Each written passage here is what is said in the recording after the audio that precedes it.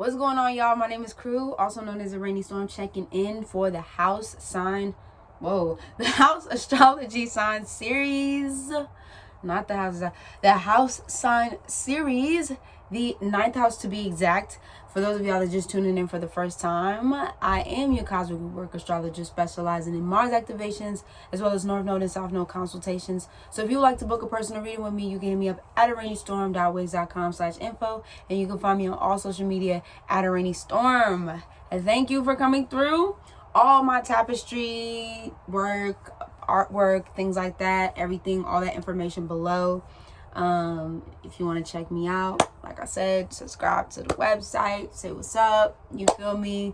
All that information, like I said, will be below for sure. But nonetheless, let's just get right into it. Like I've been saying on the other videos, these videos are going to be pretty short and sweet and to the point, but until my Patreon account actually gets approved, we'll be just doing like short, sweet, in summary videos. And then once Patreon goes through, which will be patreon.com/AraneaeStorm, you can actually check like extended versions of things out, and then we'll be going into depth of not only just astrology, but just talking about different things within our communities and stuff like that as well. So you could definitely check that out. So ninth house and just house astrology in general, from birth, we talk about the sun rising to the east and this point in time that sets the rest of our houses through. Specifically, when you get your birth time information, this actually goes into an extended version of who you are. It like really plays and tells a story and creates this narrative of like your life, right? It doesn't mean that everything will play out exactly the way it's placed in those houses, but these are some of the themes that you can actually begin to recognize beyond your sun sign, right? Beyond your moon sign, from your rising, which would be sitting and situated in your first house, all the way through the 12th house. So when we talk about the 9th house, we're talking about the Sagittarian Jupiterian house, right?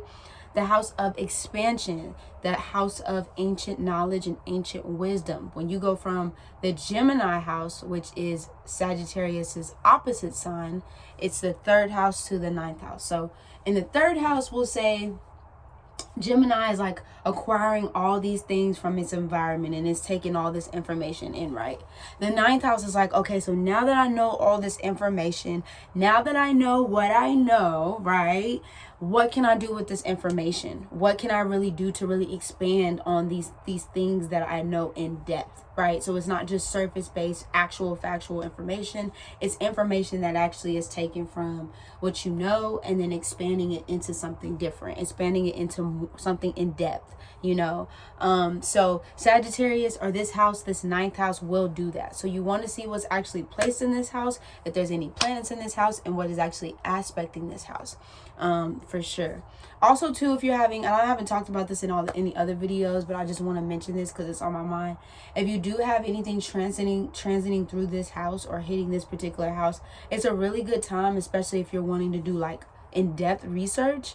The 9th house, if you're having like heavy 9th house transits, depending on what transits those are, especially if they're planets that are like super duper like focused, they can dive, like Pluto transits can get really deep, Saturn transits can get really deep, anything that has to do with Mercury can get really like razor sharp within those. So let's, for example, for me, if I have Scorpio in my 9th house, so let's say Mercury was moving through Scorpio at this time, it'd be a really good time to like really like dive deep into whatever subject that I'm interested at hand. That's another thing about the 9th house as well.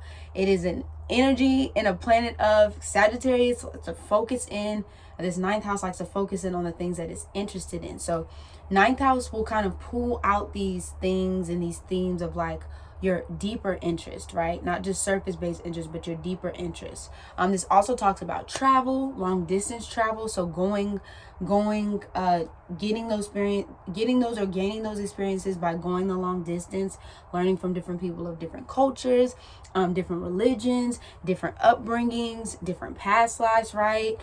People that don't necessarily look like you, don't talk like you, don't walk like you, and going and learning something new. It broadens your horizons, right? This 9th house really expands your horizons into you know, taking those experiences in and being able to like use them in your everyday life, right?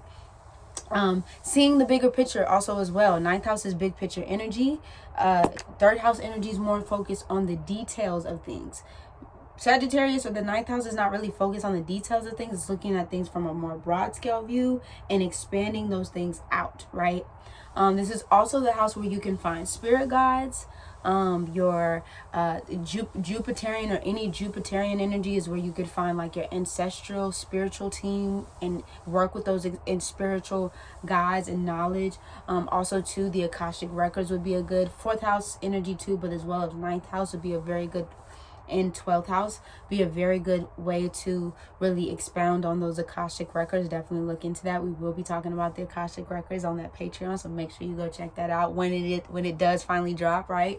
Also too, communicating your thoughts. So Gemini is mercurial in the way of being able to tap into and get all these different things, but with the ninth house, it allows you to take all that information and be able to communicate that out. So this is where you find teachers. This is where you find quote unquote gurus, people who have went there and been able to take what they've learned through their experiences and actually translate them to the general public, translate them to a broader audience, being able to take those ideas and really expound upon them, right?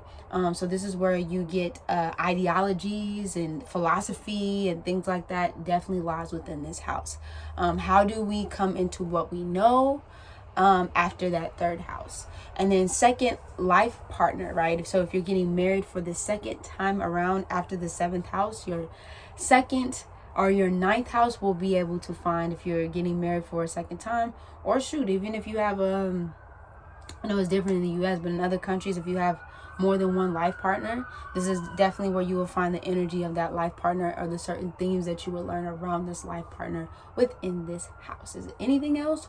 Law is another thing, and your third child is another place where you'll find this in the ninth house. What the aspects of your your children and things, like the type of energy that the children within this house would bring. And then grandchildren and in-laws are also found in this house. So this is my summary of the ninth house. We're going to be moving on into the 10th house, y'all, and yeah, you already know what it is. 9th through the 12th this week, and then like I said, we will be moving into I think we said we're going to be moving into aspects after this. So we'll be learning about the aspects in astrology. I think we'll do the degrees, and then we'll go into the actual birth chart within itself.